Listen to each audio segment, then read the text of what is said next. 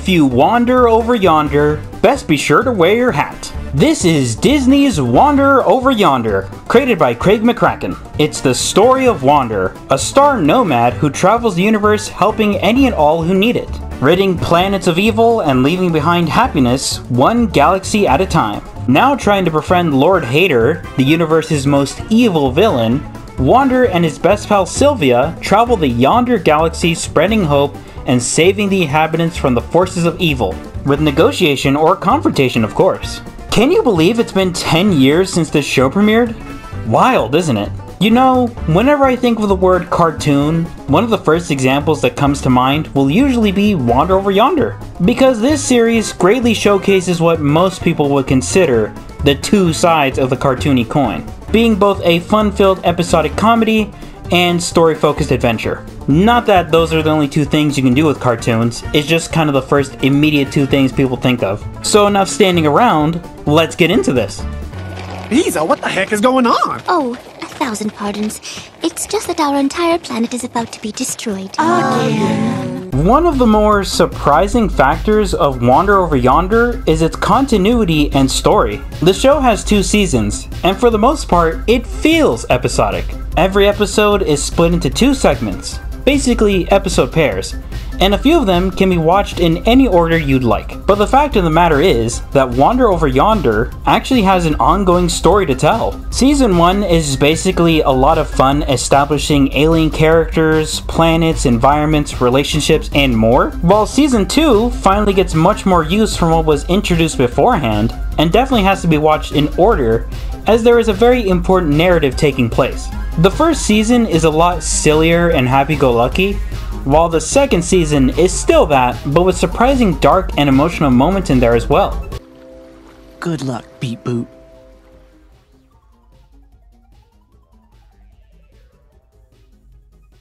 Something else that's pretty cool about Wander Over Yonder is that it sometimes has episode pairs related to each other and can even take place at the same time, adding context that makes them so much funnier and cleverer. A couple personal favorites of mine are The Day and the Night, as well as The Giftening and The Gift. If you ask me, Wander Over Yonder's story is quite fantastic, and likely better than anyone would expect.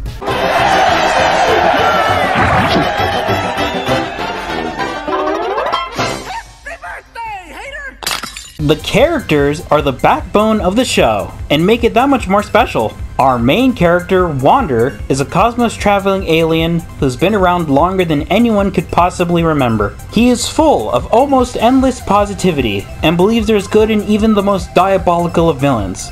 So he does his best every day to show the universe the good in being good. After all, it never hurts to help. But hey, that doesn't mean he's alone, as he's got his best friend Sylvia by his side. Sylvia is a rough and tough Zabornak, and Wander's loyal steed. Not nearly as positive as her best pal, Sylvia is much more cautious towards danger and evil, serving as Wander's ride and protector. As tough as she is, Sylvia has a soft side, mainly for Wander, as his kindness makes her and others' lives better across the galaxy.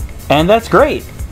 Unless you're the greatest villain in the entire galaxy, Lord Hater, a name feared across the entire universe. Lord Hater has conquered countless planets, alongside an army of loyal minions known as Watchdogs. But past his terrifying exterior, Hater is actually an incompetent, insecure, selfish jerk. Don't get it twisted though, as he is still insanely powerful despite his ignorance. When pushed too far, Lord Hater can quite literally and will literally take down entire planets all on his own. He's rotten with a desire to spread his miserable rule, but despite that, Wander will stop at nothing to find the good in Lord Hater. Serving as the leader of Hater's army and #1 henchman, we have Commander Peepers, the true evil mastermind behind Hater's power. Commander Peepers is the one who makes the plans and controls the planets for the Hater Empire. He's extremely loyal to his boss, and does his best every day to help him conquer the entire universe. Peepers does get very frustrated with how irresponsible Lord Hater is, and the obsession he has with destroying Wander. So until that obsession passes, he's going to have to work extra hard in order to spread evil across the entire galaxy. And finally, the most diabolical of all evildoers, we have Lord Dominator. Unlike other villains who want to conquer planets, Dominator seeks to destroy planets, traveling the universe and obliterating life one galaxy at a time. Why does she do this? Because of the sick, sadistic pleasure she gets from doing evil. Being horrible is part of her nature, and she loves it. Long story short, she's the bad guy. And there we have it. There are, of course, many other characters in the show, and they're quite fun too. A lot being heroic leaders of planets or power-hungry villains. Either way, they're always a blast to watch. We gotta animate a new ending where I destroy Wander. Animation is so hard! People who do this for a living deserve more credit and respect! Creativity as far as the eye can see. Wander Over Yonder's art and animation is fantastic.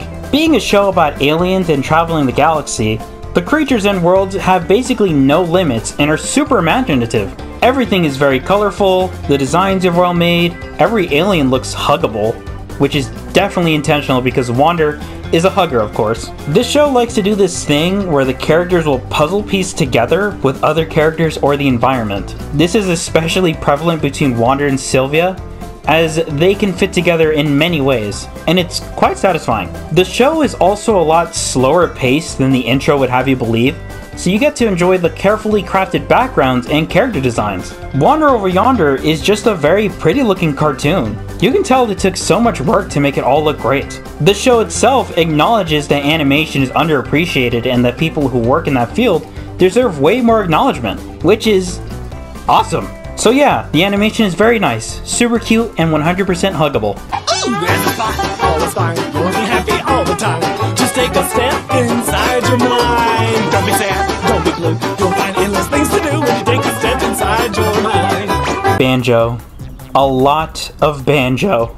Wander Over Yonder isn't a musical by any means, but when there are songs, they hit, dude. You'd be surprised that a lot of the show is silent, lacking any music whatsoever, as is intentional for the tone the series is going for. Like I said, it's a lot slower paced than the intro would have you believe, and also a lot quieter. When there is music, a lot of it is usually a small banjo tune. In fact, the episode titles themselves are usually paired with a satisfying banjo pluck. Each of the main characters actually have their own theme music that accompanies them, mostly for when they enter a scene. Commander Peepers even has his own little jingle. The songs though? They're bangers. Wander is almost always the one who starts singing his own little songs, and they can range from heartwarming to exhilarating. Great tunes from a great show. Now that's a cartoon.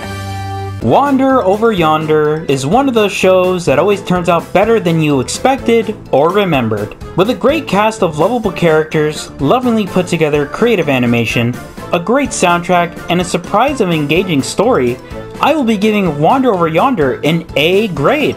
If darkness comes a-creepin' and you're feeling down, just wander over yonder and turn your life around. And with all that being said, I hope you all enjoyed this video, and I also hope you don't mind liking and subscribing if you did. Remember that it never hurts to help, and have a great day everyone.